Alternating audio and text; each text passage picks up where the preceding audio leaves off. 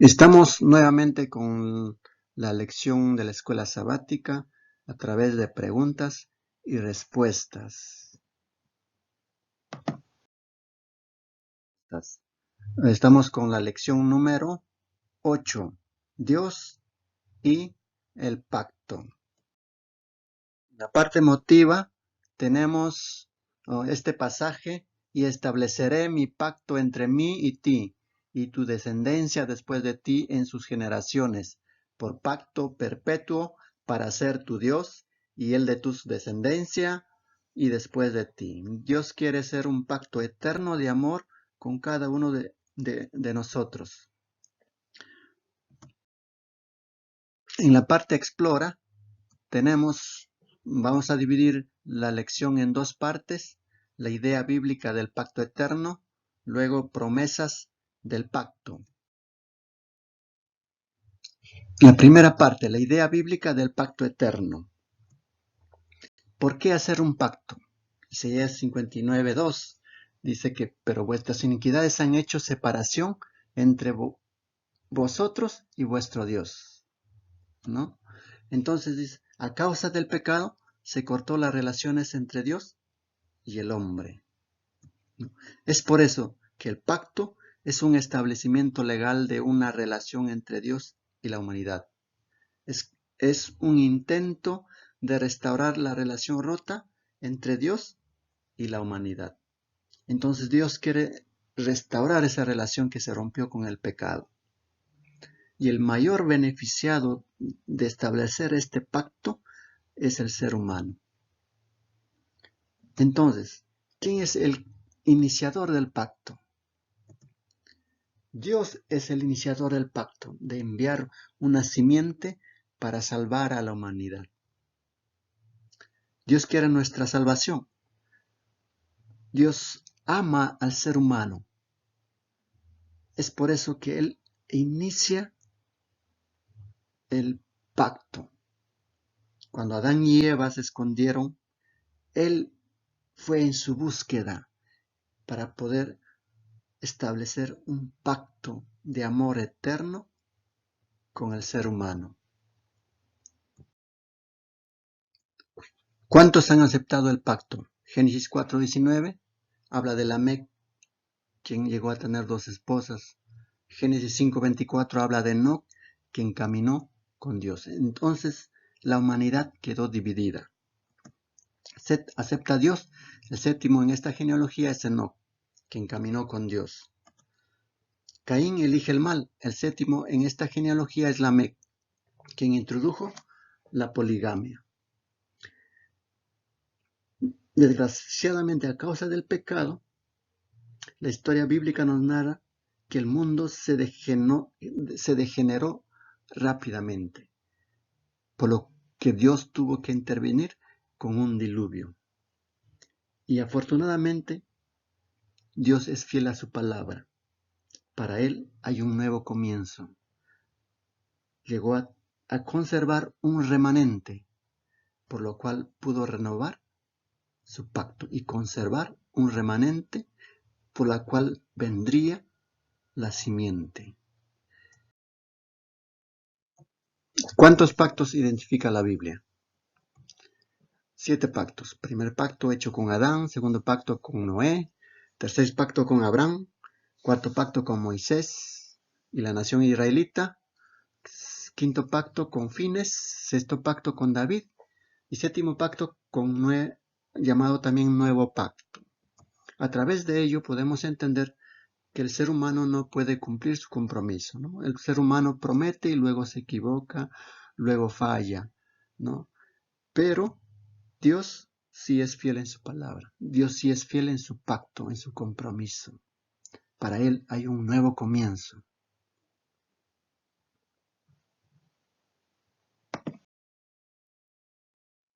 ¿Qué quiere decir pacto perpetuo o pacto eterno? Es el pacto de amor eterno.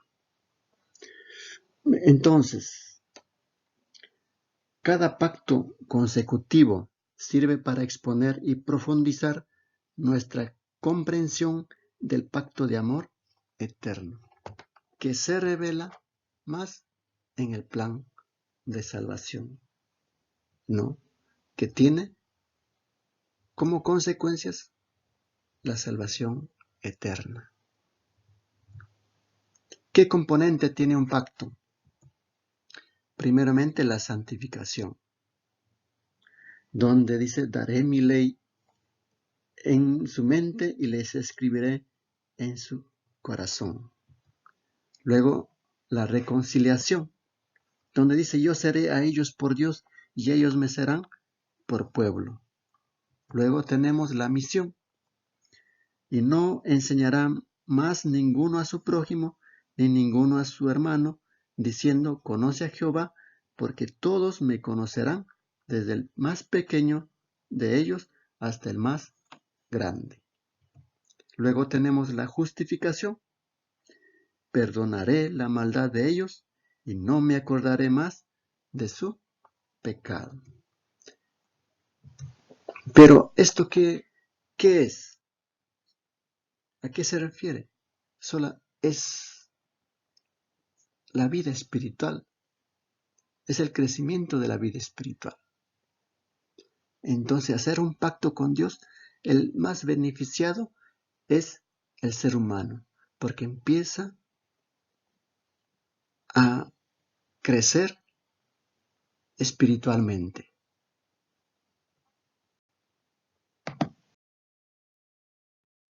¿Qué partes tiene un pacto? Tiene 6 partes. Preámbulo, donde Dios se presenta como Jehová, Dios de Israel. Luego tiene un prólogo histórico, donde se recuerda lo que Dios ha hecho por ellos. Cláusulas o leyes, bendiciones y maldiciones, testigos y cláusulas especiales. En la época, o en la cultura de ese entonces, los pactos que realizaban tenían estas partes. Y entonces también era una forma de comunicarse. Entonces, por eso Dios utilizó la forma básica de comunicarse con Israel a través de este pacto. Y también a través de este pacto para mostrarle su conducción en el pasado. Y también lo que se requería de ellos para respetar su parte del pacto.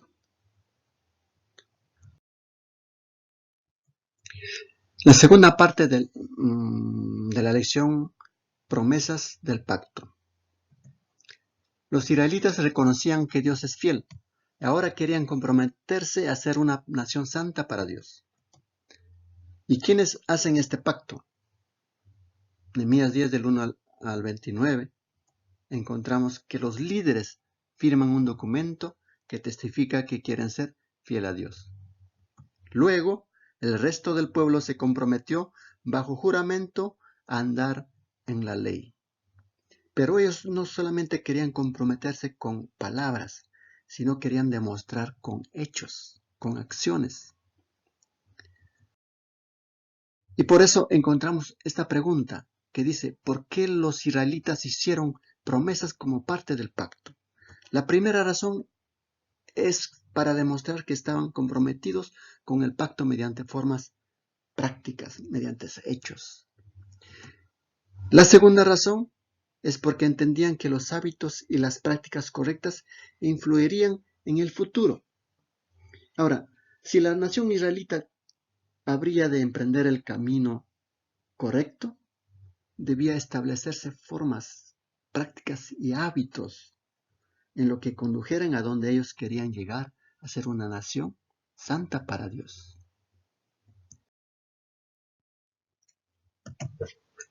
¿Cuáles son los detalles de su promesa? La primera es no contraer matrimonio mixto. Luego, preocuparse por los pobres, observando el año sabático y remitiendo las deudas. Luego viene una verdadera observancia del sábado. Y el otro compromiso es apoyar los servicios del templo. ¿Por qué el templo era importante para la fe de los israelitas? La primera razón encontramos porque el templo constituía el pulso de la nación israelita. Cuando el templo estaba bien administrado, le daba a la nación una vida espiritual vibrante. Y la segunda razón es porque el templo servía como escenario para revelarle al pueblo todo el plan de salvación, porque en ello se indicaba la solución definitiva al problema del pecado. Se celebraba el día de expiación, que era el día de juicio, el día de purificación del pecado. Y entonces también revelaba que Dios tiene un plan para acabar con el mal y el pecado para siempre. Entonces el templo servía como escenario para que el pueblo pueda entender cuál era el plan de salvación.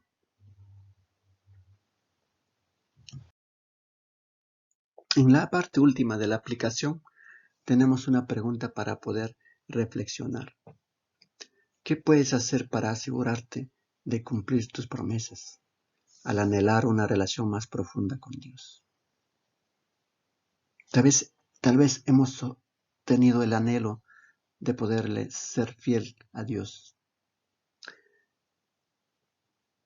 Tal vez tenemos el deseo o hemos tenido el deseo de cumplir nuestras promesas, pero nos hemos dado cuenta que no lo hemos hecho. Hemos sido infiel a Dios y no hemos cumplido nuestras promesas que le hemos hecho. Hemos descuidado nuestra vida espiritual. Pero para Dios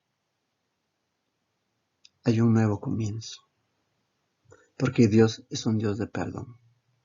Y el Espíritu Santo está allí para ayudarnos, para que nuestra vida espiritual pueda seguir creciendo. Bendiciones, queridos hermanos. Les espero hasta una nueva oportunidad.